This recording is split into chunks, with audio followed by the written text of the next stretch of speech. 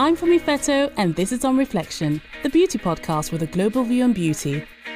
Today's episode is in association with Murad Skincare, the clinical but cool doctor brand that takes a whole person approach to skin wellness and sets the bar for high-performance skincare. Later in the show, I'll be joined by Noelle Michoud, the founder of the groundbreaking customized skincare brand for darker skin tones, 456 Skin. She talks about the inspiration behind the brand and why the beauty industry negates black skin in the R&D process. But first, required reading, where we discuss beauty news and features that have piqued our interest. Joining me today, Darian Simone Harvin, founder of Beauty IRL, a newsletter publication that covers beauty at the intersection of politics and pop culture. Her writing can also be found at New York Times, Refinery 29, Teen Vogue, and The Cut. Darian, welcome. Funmi, thank you so much for having me. Really excited to be here. I'm so excited to have you. I would love to start with the QAnon story in The Atlantic. It's called The Woman Making Conspiracy Theories Beautiful. In a nutshell, it's how these wellness influencers, I guess, have repackaged QAnon, this far-right conspiracy theory for the masses. You covered it as an explainer in your brilliant newsletter. I have to say, this whole thing kind of blew me away. It kind of blew my mind. And to be honest, I'm still digesting it. Can you talk a little bit about this? Many people wouldn't have even heard about QAnon, talk less of even connecting it with beauty or wellness. Sure. I'm curious to even know from your end, were you familiar with QAnon or had heard of it or even had maybe seen sprinklings of it mentioned over in the UK? Because it is very much something that started here and it is around specifically our election, but also President Trump. So I'm kind of curious to know if you'd even heard of it before. Yeah, I mean, I had heard about it and I heard about the connection with Trump. And then I remember also, there was a conversation around Wayfair, the furniture company, and them sort of being involved in it and the whole thing to do with child trafficking and so on. But it was just sprinklings of this bit of information every so often. But I certainly hadn't really heard about it in connection with the beauty industry. So that was new for me.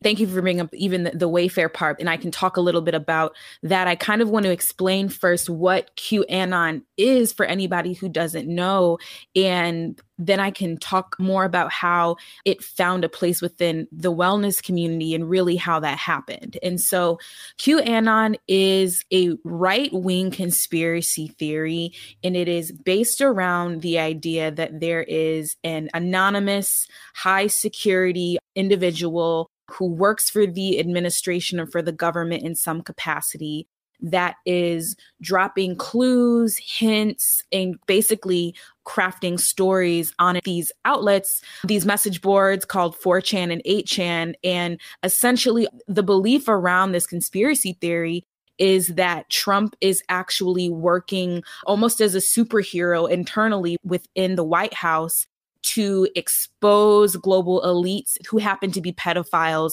and many of these pedophiles allegedly are Democrats.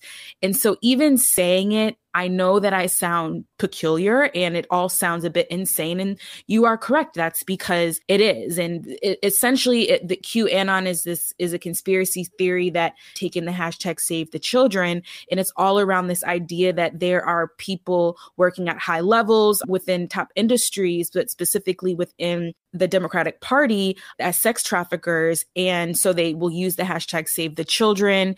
And essentially, it's also this idea that the liberal media is attacking Trump because he is trying to quote unquote save the children.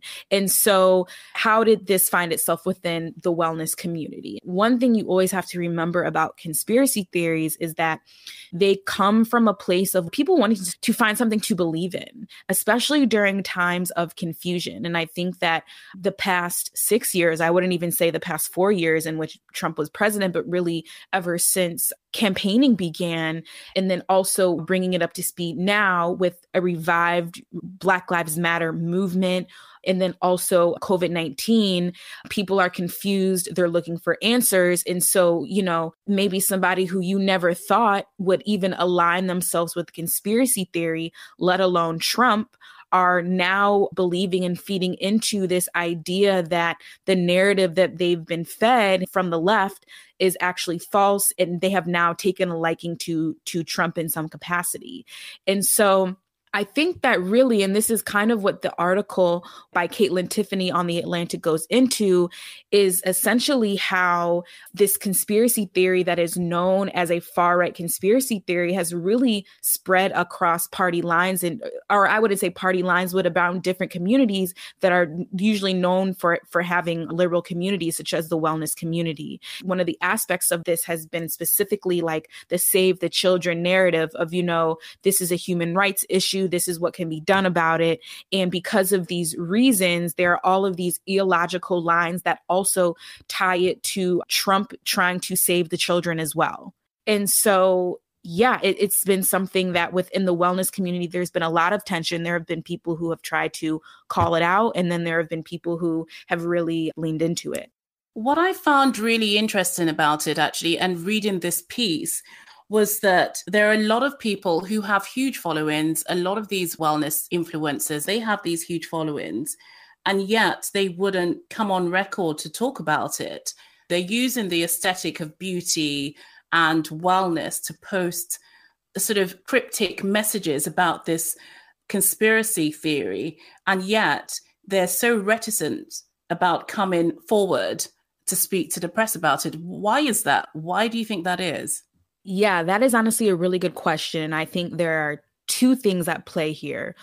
The first one is that I think that this conspiracy theory has really bred a new level of distrust among those who believe in the conspiracy theory about the media. And so I think they have been very reticent to speak because they don't really view reporters as people who are trying to gain a better understanding of where they're coming from. They've been told that they should distrust reporters, right? And then I think there's another thing too that just feels like almost a symptom of the culture that we live in right now, is that people these days don't have to go to reporters technically if they have something that they would like to say. But not only that, they can be anonymous doing it and saying it. And I think especially within this past year, we saw, take, for example, even there were a lot of anonymous accounts that popped up that was really about exposing the really poor work environments within an industry or a certain brand. Now people can say the things that they want to say. They can do it anonymously if they would like to. And they really don't have to put their name or put their face behind the things that they're saying these days. And the message will still spread. The message will still resonate. And so I think we're seeing different ways that people are rethinking the way that they would like to communicate with the world. Have you seen anything where maybe a reporter or someone has put this to Trump? I'm interested to know whether he's made some comments about this or whether the idea has been put to him at some point or another. Yes, he has been asked about QAnon in the past, and his general response, and this is not verbatim, but essentially his general tone and response was, I'm not 100% for sure who these people are or what they stand for, but I don't really see the problem if they support me. His train of thinking and his response to QAnon really falls in line with his general stance on his support, whether it's white supremacists or another hate group, is that, hey, if I have their support, then I don't really see what the issue is. So where is this going now? Where are we with QAnon, certainly within the wellness movement? Are people still talking about it? Is it gaining traction? Or are we in a place now where people are starting to distance themselves from it? People aren't starting to distance themselves away from QAnon, especially now that Trump has lost the election, and so many of the things that they believed were going to happen after he was elected obviously are unraveled, right? And so the QAnon community kind of did what it always has done. It bases these really extravagant ideas off of loosely put together facts or just complete falsehoods. And that's kind of how the conspiracy theory continues, is it continues to grow this web of lies and things that logically you can't trace. I have noticed that within the wellness community, it has gotten quieter in the sense of acknowledging that Trump hasn't won, but the sentiments are still there, right? Around free speech, problems with control. I mean, even wearing a mask has turned into such a political issue here. They're using almost like the light of human rights and social justice to say, you know, this is still going on. There are Democrats that are still trafficking young children. And so it's almost like they just take what no longer serves them and pick up what does and continue with the conspiracy theory. It's absolutely fascinating. I urge anyone who hasn't read that piece, and also your explainer was super helpful, to go online and read it. It's fascinating. Right, let's go on to the next story. So this is a combination of an interview that you did with Paris McKenzie and a feature in the Business of Fashion called Why Black Beauty Supply Stores Usually Don't Have Black Owners. What's interesting about this, for anyone listening, Paris is not just a Black beauty supply store owner. She's 16. And this is significant on many levels. It's not just about her age. It's the fact that we really struggle to pinpoint, relatively speaking anyway, pinpoint the number of stores that sell products for us that are actually run by us.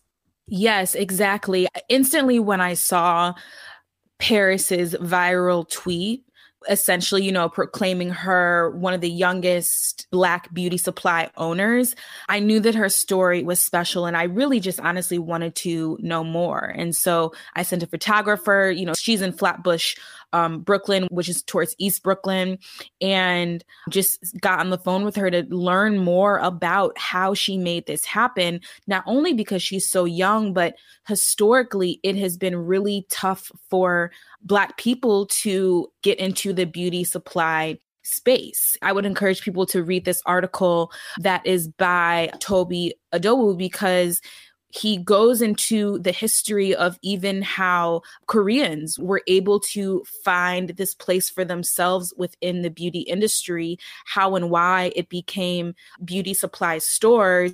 And then also, because it has become this tight-knit community, how Black people have faced discrimination when they have tried to enter into it as well.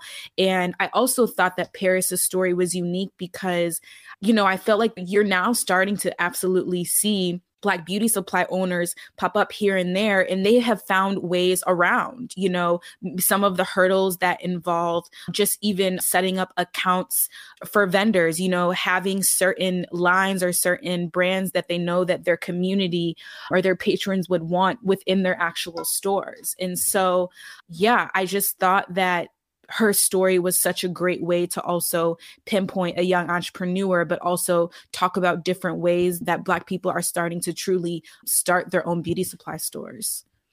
Yes, I found her story super inspiring, and she's actually coming on the show in the new year, which I'm super excited about. We also have that same issue of these stores that have the supplies for our hair, and it targets us, and we can buy whether it's weave or whether it's our shampoos or whether it's our black soap. You know, these are the stores that we go into. And here they are predominantly run by the Asian community, and it's men who are running it. And this is something that's actually been bubbling under the surface for quite a long time. However, it's been talked about in really harsh tones. And I think it's for fear of accusations of racism. I mean, I remember an editor a few years ago wanting to commission this piece about why these Black hair stores and Black beauty stores are being run by Asian men. I mean, at that point, I couldn't even pinpoint one store that I knew of that was here in London, certainly, that was run by a Black woman or Black man. We talked about this piece, and in the end, she was a little bit afraid of the backlash and decided that, okay, let's park it and let's maybe pick it up at another point.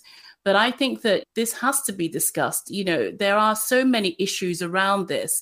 so many stories from friends and family members and just even strangers, stories I've heard and stories I've read of Black people being in those spaces, wanting to buy things and being followed around in those spaces, being treated like potential thieves. And I love what Paris says in your interview, that a huge part of her vision for her store is to make us feel comfortable and not like we're being followed, watched, or accused of stealing. And I think that's quite significant because it's an issue.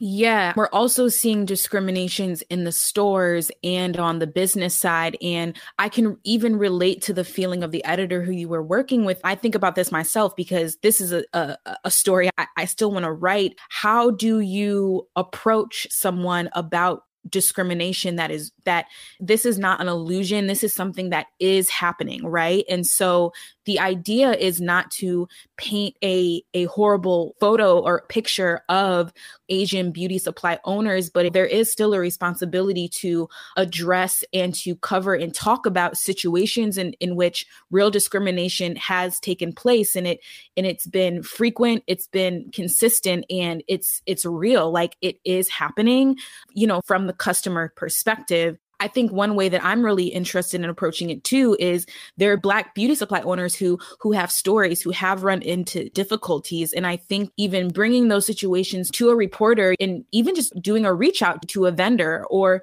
to whatever it may be and figuring out, like, this is what I'm hearing. I would love to receive a statement, or, I have questions about this. And I think a lot of it could come from just asking questions that aren't accusatory, but definitely make it very clear, Black people have felt this discrimination. And what do you think about this? How do you feel about this?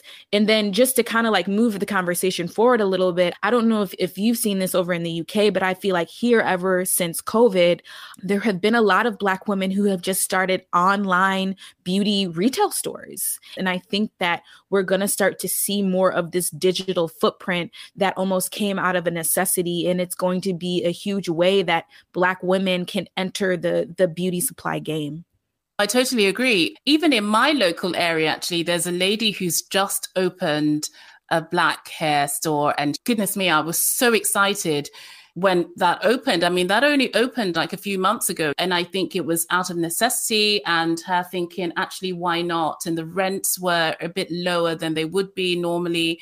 And she just went for it. And I love to support her. I think it's really important to support her. We also have an online avenue here for Black hair called Antidote Street, which is run and founded by a Black woman, Winnie Hour, which is fabulous and has lots of Black-owned brands and also products that are not toxic for us, because historically we have had those issues where we have products that are supposedly made for us and they're full of toxins. So that also, I think, is a key part of the conversation. Going back to the fact that these stores are owned by a lot of Asian men, certainly here anyway, I think one of the issues is actually a very, very practical issue.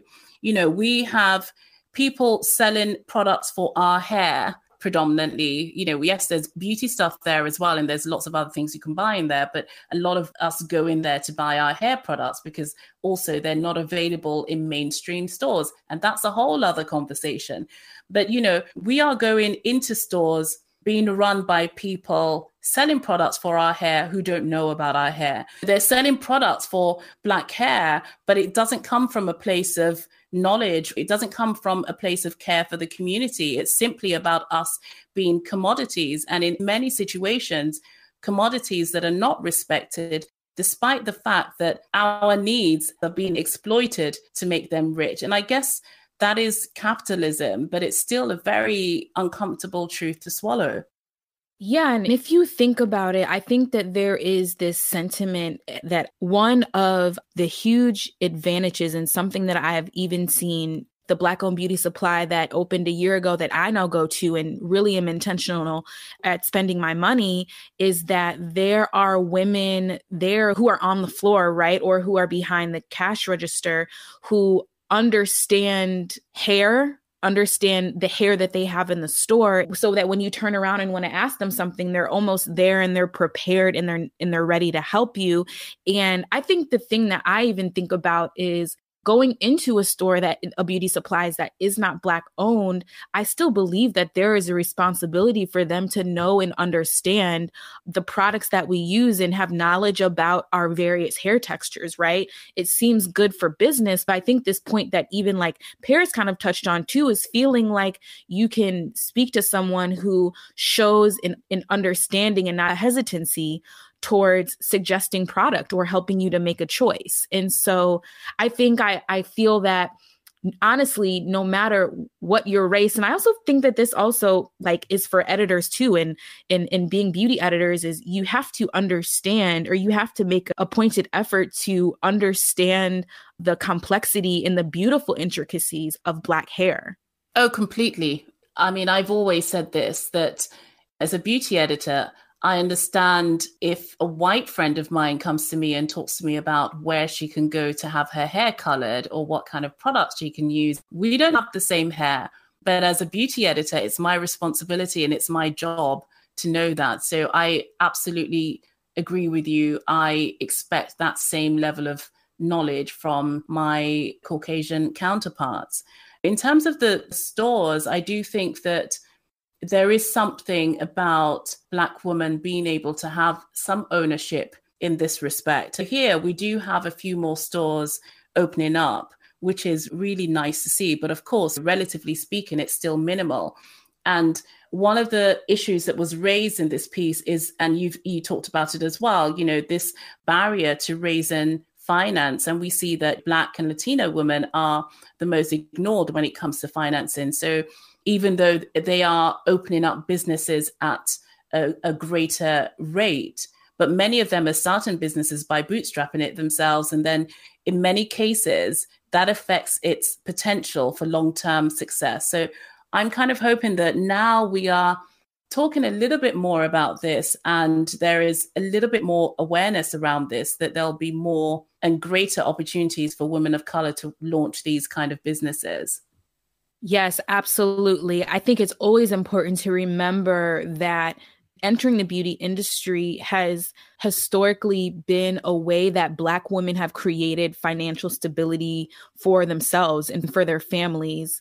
Even thinking back to the civil rights movement, beauty salons were places of organizing, right? They were spaces that were owned by Black women, that were shops during the day, but also they were spaces that Black women owned and could use for other purposes during off hours. And so we've always used beauty for our financial advantages, and it's really been an entryway for us even into entrepreneurship. So I'm really hopeful.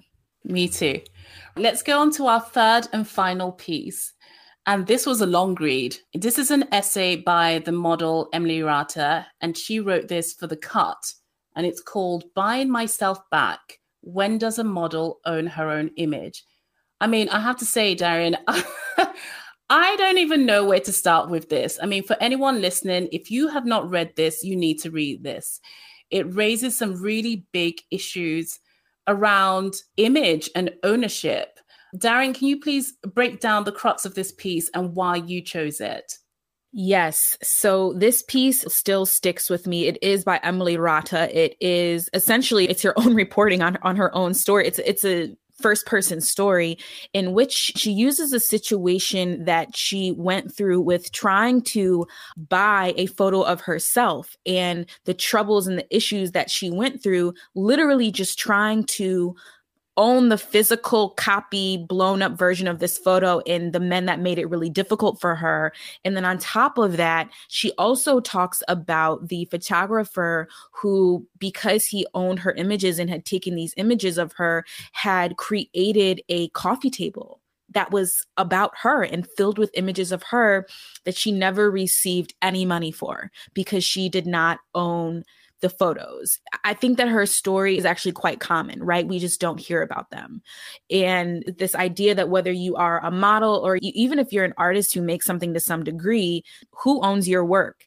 And I mean, we even see Dave Chappelle going through it right now when he talks about the Chappelle show, how he requested that HBO pulled it. You know, I'm just starting to see all of these stories around people whose likeness and image and their voice and their bodies, they use them to either entertain others or contribute to culture in some way, and how they are really now fighting to, you know, it's not just about the publishing company owning your image or about the photographer owning your image. It's about the actual person in front of the camera having more agency around how their image and their body is used. And I think to also hear it from somebody like Emily, who is a world-renowned model now. I mean, she's a cisgendered, white, skinny woman, right? And so she's had a ton of privilege her entire life, and the places that she's gone has obviously been through her personality and through her looks. But I think she wanted to show through this story as well, like, hey, by the way, you know,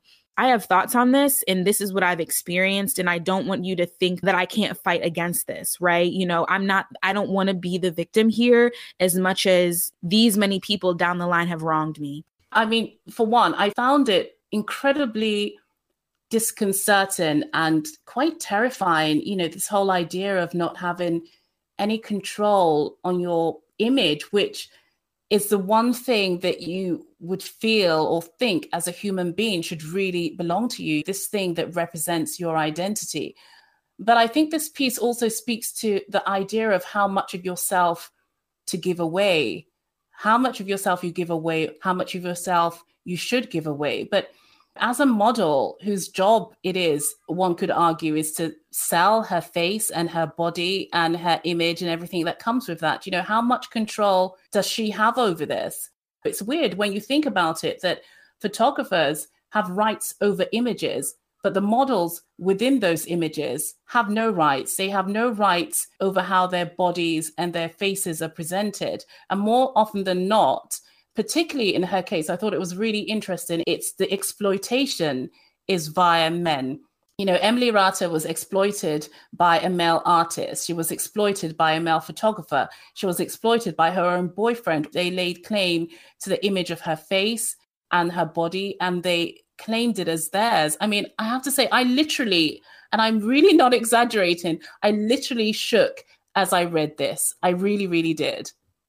It's infuriating because you really, I mean, what you just said, you kind of get at the crux of how much of yourself do you give away? And in the process of maybe restraining or being nervous or paranoid about giving too much away, how does that affect your own art and the things that you want to put out into the world, you know? And I think that Emily, she outlines these, which now looking back, she views as mistakes, right?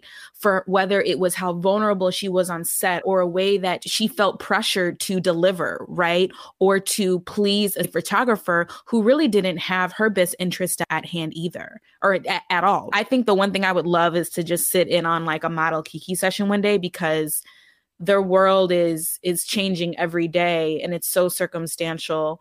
And I think that there are really a collection of models that are just trying to be more in control of their image and how they are presented to the world. Yeah, I think that people talk about their brand. They talk about shaping their brand and about their brand image and so on. But there's a disconnect between that and really, really thinking about themselves as a brand. I mean, they need to look at Chanel. I mean, goodness me, you use that interlocking C anywhere and they are on it. No one has the right to use that image in any way that they can or any way that they want to. So I think that if people start really thinking of themselves as a brand in that respect, I think maybe some of these issues might not be so prevalent. It made me think about beauty brands, names of people who had beauty brands and they were founders, original founders, who now have nothing to do with the brand. So I was thinking of Eve Lom, Bobbi Brown, Jo Malone. Your name is out there. You know, it's a key part of your identity, but you have no ownership over it. And I always find that quite terrifying. And I guess in many ways, you know, one could say that was a choice. You know, people who launch super successful beauty brands are paid handsomely for the privilege of using their names long after they have no connection to the brand. So perhaps that's the price you pay. And I guess people do argue that you pay for that to lose your face, to lose your body, to lose the right to certain aspects of your identity. And I know that with Emily, there were a lot of comments about that, basically saying that, well, you're the girl who's appeared in, what was that Robin Thicke video?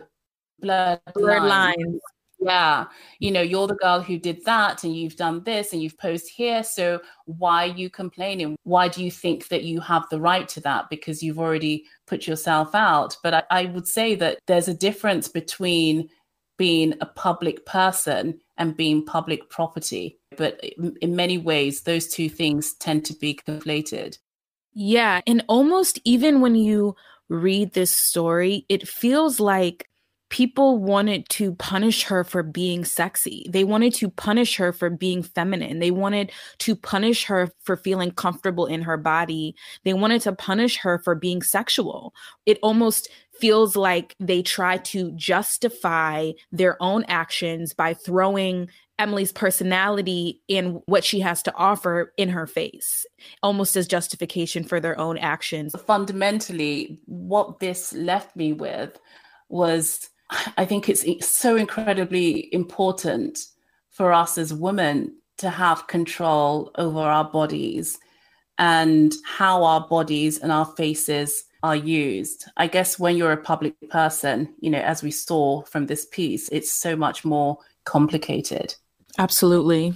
Darian, thank you so much for these wonderfully thought-provoking pieces. Thank you so much for coming on the show. It's been a pleasure having you. Thank you so much for having me, and anytime. Really happy to be here. It's now time for In Praise Of, where we laud the merits of a single beauty product. This week, it's Murad's Invisiscar Resurfacing Treatment.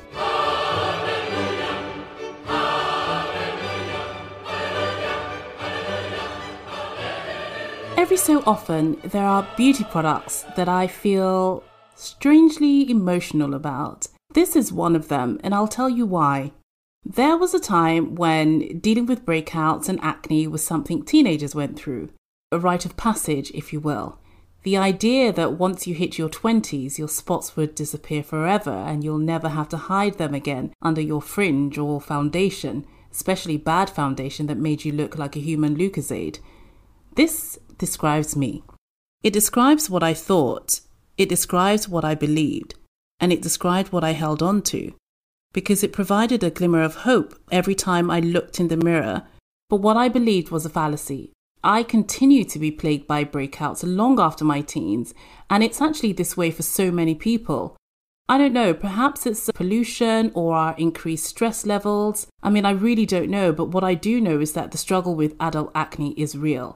And even when you finally manage to keep it under control, there is all the stuff it leaves behind: hyperpigmentation, uneven textures, rough, deep scars, all of which serve up new challenges and renewed trauma, because invariably your skin issues affect you so deeply, like on an emotional level. So if that's you and you haven't tried Murad's Invisiscar Resurfacing Treatment, please do. It's a glorious treatment. It effectively treats post-blemish scars, which is really weird that most brands don't create this kind of thing. It works on all skin types, including sensitive. The Epic formulation includes not just salicylic acid, which is not just great for dealing with breakouts, but it exfoliates and refines skin texture, and not just on surface level. So it's great for any deep scars. Then there's a vitamin C, which is a fantastic antioxidant that brightens dark spots and pigmentation. And interestingly, it has these light diffusers and blurring powders, which kind of fills and blurs skin, so it visibly reduces the appearance of scars. Oh, and the most amazing thing is that it does the work in 8 weeks. Yes, 8 weeks. When you've spent a lifetime and a small fortune looking for a product that properly treats post-blemish scarring, this treatment is nothing short of a miracle.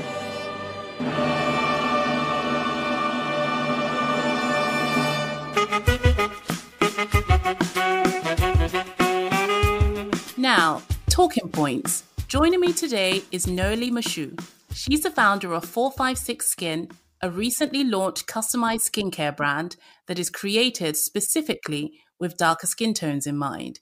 She's here to discuss the inspiration behind the brand, the challenges faced by Black female brand founders, and why Black skin needs to be treated differently. Noelle, welcome to the show.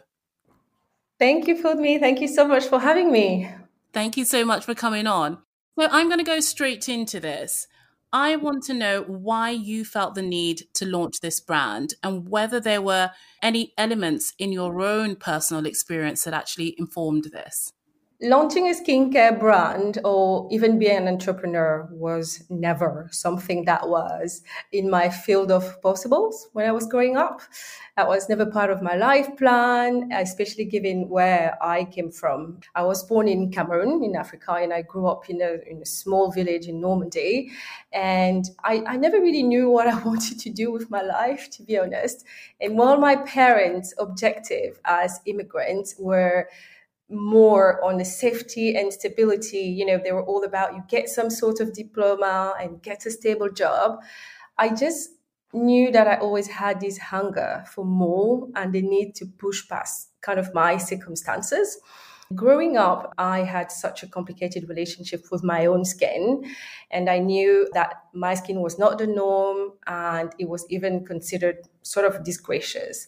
So when I was 18, I moved to Paris to attend university, and that is when I started having acne, and then hyperpigmentation followed, and the overall health of my skin was just not there. Like my skin looked dead. And that really impacted the way I showed up to the world even more. And I vividly remember makeup, which, by the way, was so off shade back then, being something that I absolutely needed to even be able to look at myself in a mirror.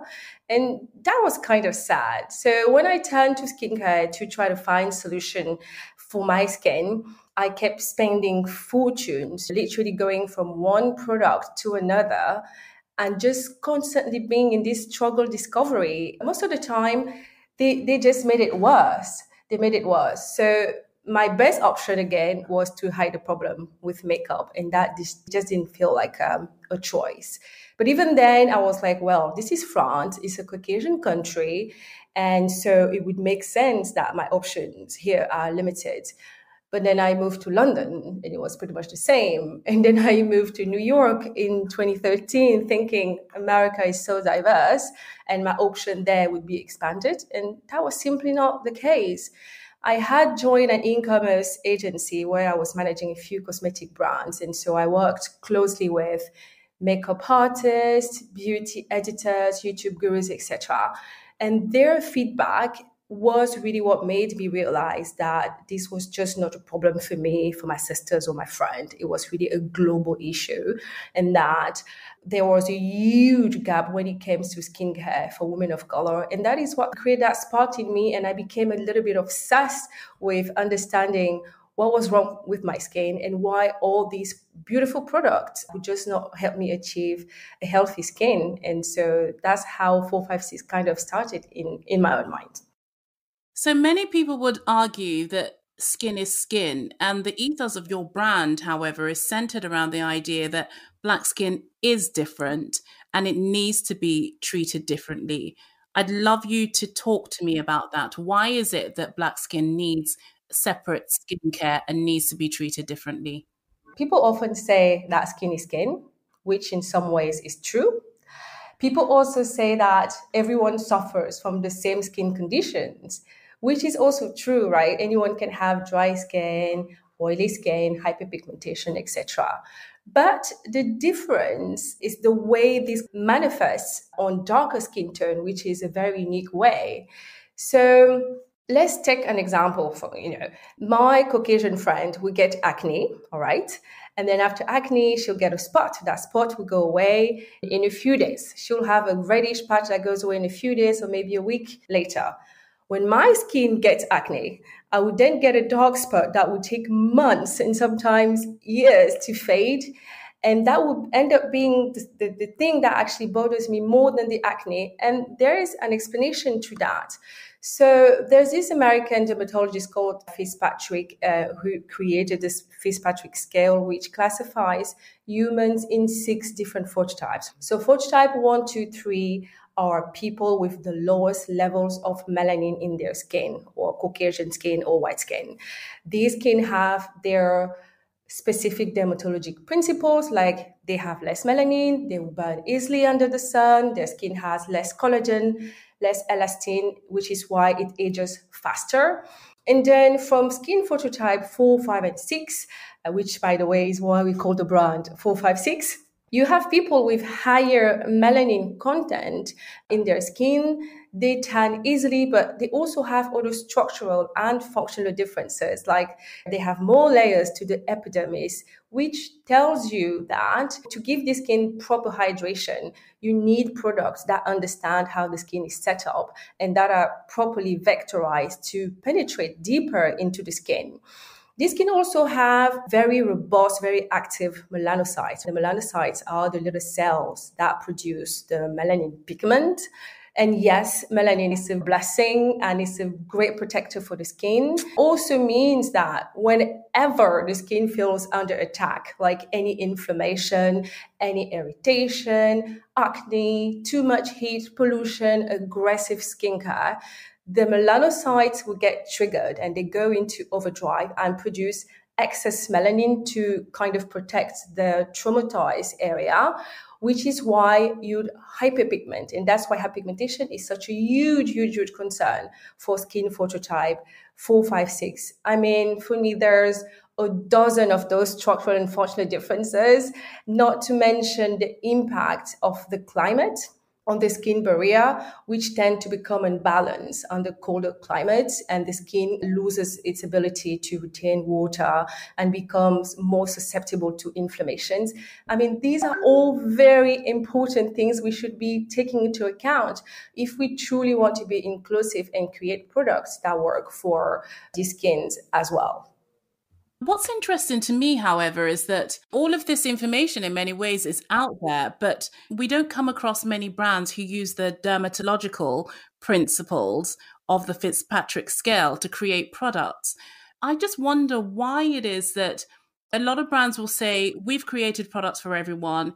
They are totally universal, but in many ways, I guess, if they're not considering these principles, it's not entirely true, because darker skins aren't really considered in the R&D process. Why do you think that is? The beauty and the skincare industry is set up to address what is considered mainstream. That's just the way it is. And, I can completely understand how it would be so complicated for a mainstream brand to adapt to such differences. But you have to understand that the lack of inclusivity actually starts way before skincare brands are created. When it comes to skincare, this really starts with the raw material, the ingredient we use to formulate, like when the manufacturers create and then test these ingredients for efficacy and tolerance, which is super important. It is based on what skin phototype 1, 2, 3 tolerates and what works on their skin. Then the brand purchases, the brand will buy these ingredients and then create the formula. And then when the brand tests the overall formula again, the tests are based on skin phototype 1, 2, and 3. When the brand goes on to do claim testing, the panel that would do the claim testing would most likely be Caucasian skin as well. And then when the brand builds a marketing brief, this is where inclusivity will start. And that even is so recent, because before that was not even the case. So I think it's a mix of just how things have been done historically and the difficulty for brands to adapt to who their customers are today and to innovate around that, because it does require a cultural shift, but also the motivation to want to give genuine consideration to everyone. And I think we still have some way to go before we do get there.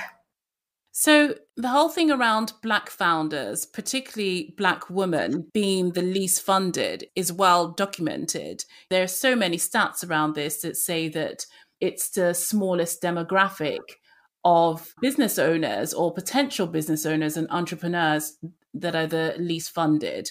And I would love to know your thoughts on why you think that is. What was your experience like, and how did you manage to raise money for the brand?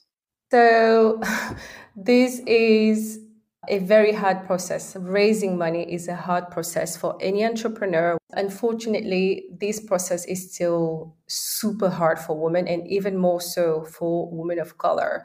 There is this study that showed that Black and Latin women combined receive just 0.64% of total venture capital between 2018 to 2019. And that is just not enough. And even if we're seeing some sort of improvement in 2020, I feel like we still have a long way to go. For my own experience, I felt like this was really a mix of misconception on both race and gender. So you kind of get the double penalty when you're a Black woman trying to raise money. And there's also this lack of familiarity that doesn't help, right? You feel like investors, they have internalized the social bias and they trust female founders less and female founders of color even less. And so the minority women are the ones that suffer from this the most. And that goes to show because Black women are really underrepresented when it comes to either them being entrepreneurs and investors. And I feel like when investors have never seen a business successfully run by a Black female founder, see a startup go from seed round and then Series A and then a B and then exit, so that it can make money. They've never seen that made by a female founder. Then they kind of have no point of reference to feel a little bit comfortable with their risk.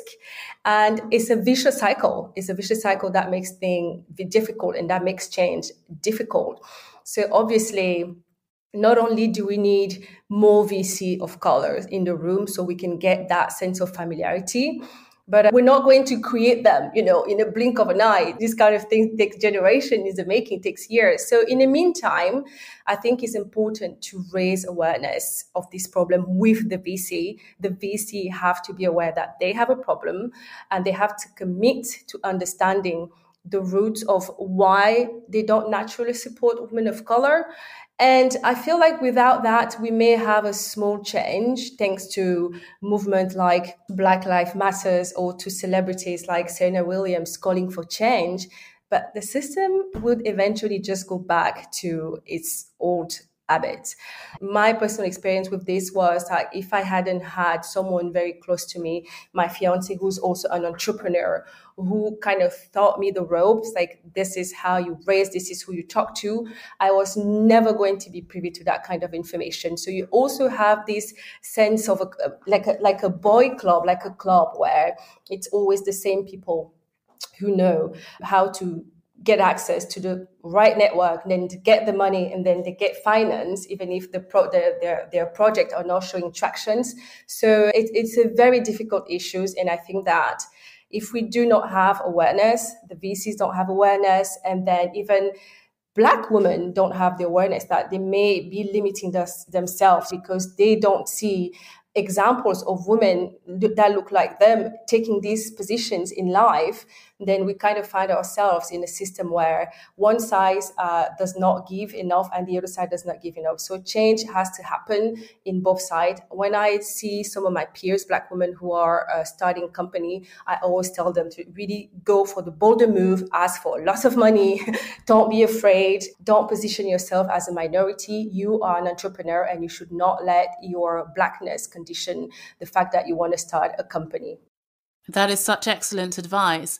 I wanted to know also whether you felt that there was a bias towards beauty in and of itself. A lot of people who are investing in businesses, they're predominantly men and they don't use beauty products themselves. So they kind of forget that it's a huge industry that generates a huge amount of money. And I just wonder whether you encountered some of that bias as well, because what you were tapping into is beauty and your consumer base is probably quite likely predominantly female. And then to top that off, it's not just female, but also people of color.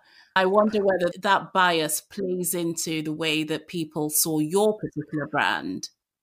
I mean, absolutely. One of the questions I got the most asked was, why do we need another skincare brand again? Isn't L'Oreal already doing this? Don't you women already have like so many skincare brands? And I feel like, yes, VC sometimes failed to understand that skincare, even makeup are things that play such a deeper role and have like a much deeper impact into people's life and their well-being. And so they tend to look at it, oh, this is something for the women, not for us. And so if you combine that with the fact that when you're a woman of color, you're a woman of color trying to create a product for people of color, and the average VC is a white man that is 40 to 50 years old, who probably doesn't have a lot of people in his circle, that just distance you even further from them. You are trying to solve a problem that does not concern them personally because they don't use skincare, and it does not concern anyone that looks like them because they don't have people of color around them. So yeah, that does not help the issue. So what next for 456 Skin? How have you found the reaction to the brand now that it has launched? Yeah, we've been getting quite an amazing reaction from customers, even from the press, for such a young brand. I mean, we've only been out there for 2 months, and people are very curious about us. They're curious because we're so different. So we come out with this concept that is based on dedicated research for skin phototype 456, and people are like, what is that?